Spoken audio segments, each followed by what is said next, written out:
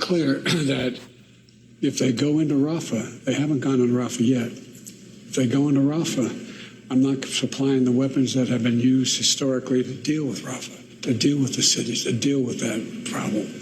We're going to continue to make sure Israel is secure in terms of Iron Dome and their ability to respond to attacks like came out of the Middle East recently. But it's just wrong. We're not going to supply the weapons and the artillery shells used that have been used. Artillery shells as well. Yeah, artillery shells. Hello and welcome to this edition of Jerusalem Dateline. I'm Chris Mitchell. Israeli leaders responded to President Joe Biden's announcement that the U.S. will stop supplying certain ammunition for Israel's operation to defeat Hamas in Rafah. It represents a watershed moment in Israel's history. Israeli Prime Minister Benjamin Netanyahu had already promised earlier this week that if Israel had to go it alone in its war against Hamas, they would go it alone. After President Joe Biden said he would withhold key weapons if Israel launched a major operation in Rafah, Netanyahu repeated his pledge on the eve of the nation's Independence Day. In the War of Independence 76 years ago, we were few against many. We had no weapons. There was an arms embargo on Israel, but with the greatness of spirit, bravery, and unity among us, we won. Today, we're much stronger. We're determined, and we're united to defeat our enemy and those who seek our souls. If we have to stand alone, we will stand alone. I've already said that if we have to, we will fight with our fingernails. But we have much more than fingernails, and with the same greatness of spirit, with God's help, we will win together. Despite Biden's partial weapons embargo, IDF's chief spokesman said the military has what it needs to finish the job. The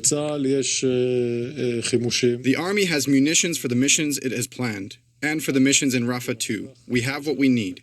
I say this in the context of everything that happened with the United States, and it's important to say it. IDF Reserve Lieutenant Colonel Eyal Dror told CBN News Biden's move helps Hamas. Unfortunately, the war will be longer because Hamas took courage from this decision. He said, hey, the U.S. is against Israel now, so we can continue not to allow release the kidnapped.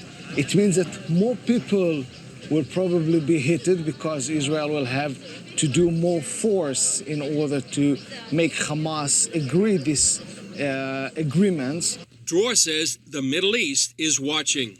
The Middle East is not just Israel and Hamas. Everything. I remind you that the Middle East is still remembering what happened with the withdrawal of the U.S. from Afghanistan.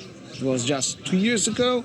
And the U.S., in their opinion, betrayed the allies.